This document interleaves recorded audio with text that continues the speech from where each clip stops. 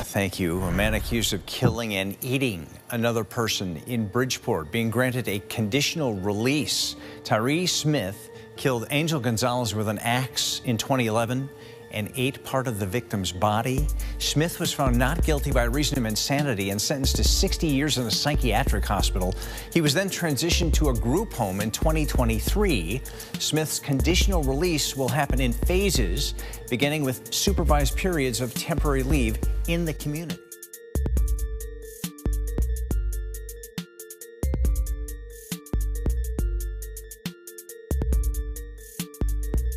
Welcome back, everyone. If you're into spine-chilling true crime stories, today's episode is going to send shivers down your spine.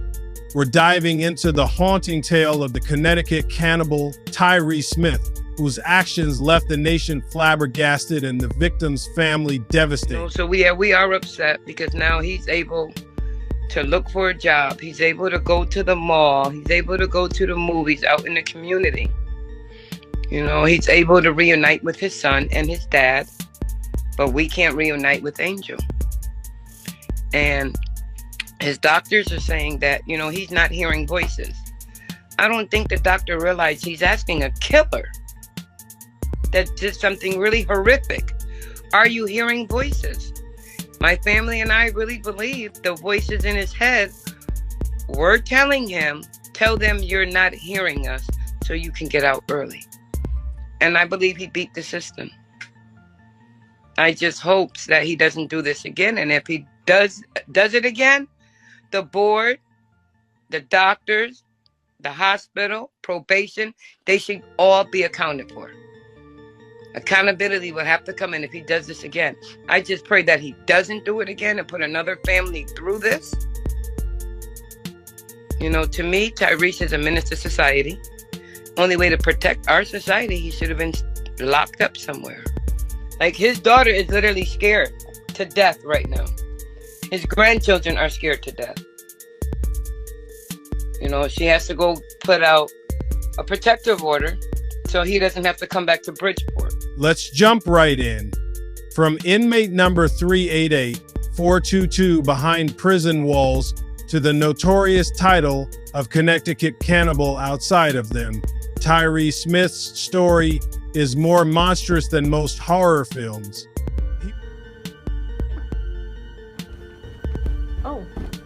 He was found not guilty by reason of insanity for committing crimes that are downright unimaginable. Trust me, you'll want to stick around for the details. Let's go back to that horrifying day in Bridgeport. Tyree Smith took the life of Angel Gonzalez with a hatchet. Tyree Smith killed Angel Gonzalez with an axe in 2011 and ate part of the victim's body. Smith was found not guilty by reason of insanity and sentenced to 60 years in a psychiatric hospital. He was then transitioned to a group home in 2023. Smith's conditional release will happen in phases, beginning with supervised periods of temporary leave in the community. Yes, a hatchet. And then went on to consume parts of his victim's brain and even an eyeball. Did I just say that? This isn't just a crime. It's a grotesque tale that feels ripped from the pages of a horror novel.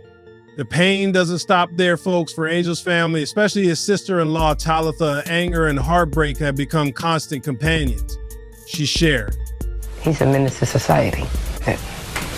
We got hit with a big one. His sister-in-law speaks for the family and says they did everything they could to prevent that moment. I called Whiting 5 years straight.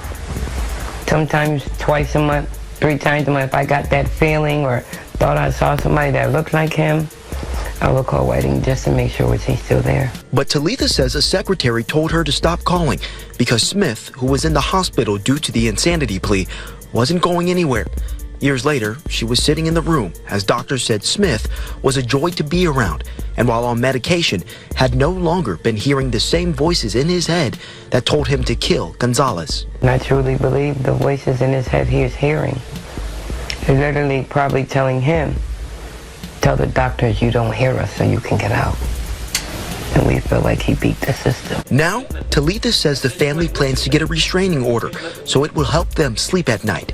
She says even if down the road Smith offered their family an apology, it will never bring back their loved one or repair the damage he has done. It's not fair. he gets to be in contact with his son, reunite with his son. He now gets to talk to his dad. Well, I don't get to talk to my brother-in-law. So with Tyree, I don't want his apologies. He'd have to talk to God about that. On April 25th, it was Angel's birthday. We only have ashes and it hurts. Just imagine. An innocent birthday turned into a day of grief. It's gut-wrenching.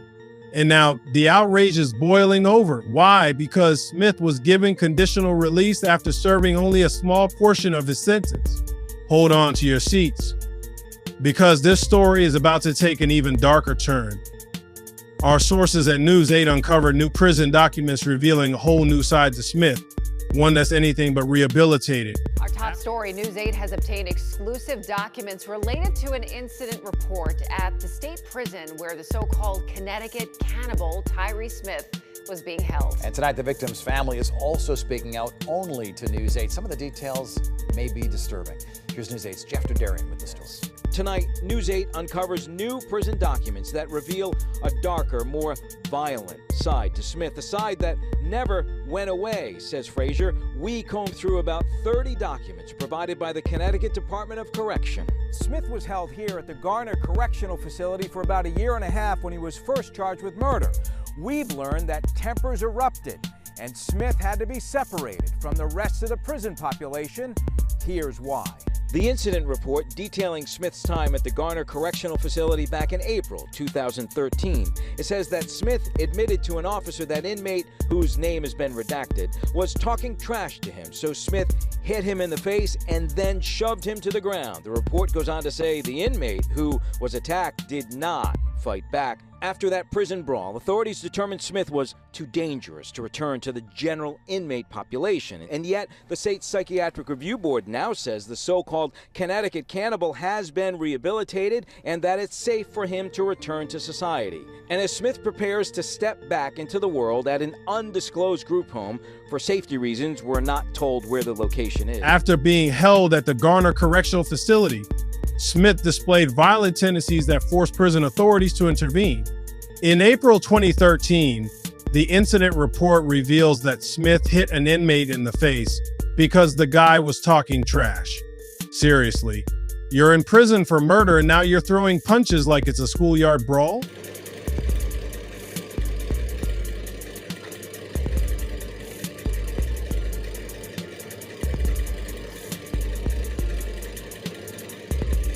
This is not a good look, Tyree. After that prison fight, the authorities deemed him too dangerous to rejoin the general population. Smith was moved to segregation with a file that ominously warned that his presence posed a serious threat to life, property, other inmates, or facility security. That's that hood for you, though.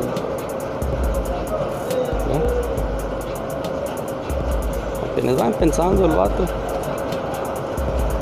He barely getting started. Ooh, that sheet caught real quick. Not exactly a glowing review, right? And this is the guy who gets conditional release? Talk about raising eyebrows. His sister-in-law, Talitha, doesn't hold back on her feelings. She said, "It angers me and shocks me, and honestly, it's hard not to agree with her." So what's next for Tyree Smith? With all these revelations surfacing, it raises alarming questions about the oversight within our prison system and the decisions made by the Psychiatric Review Board. How do we ensure public safety if those with such violent histories are released? What are your thoughts? Should Smith have been granted conditional release? Join the conversation in the comments below. And if you found this story as fascinating as it is disturbing, give us a thumbs up, subscribe, and hit that notification bell for more chilling true crime tales. Until next time, I'm out.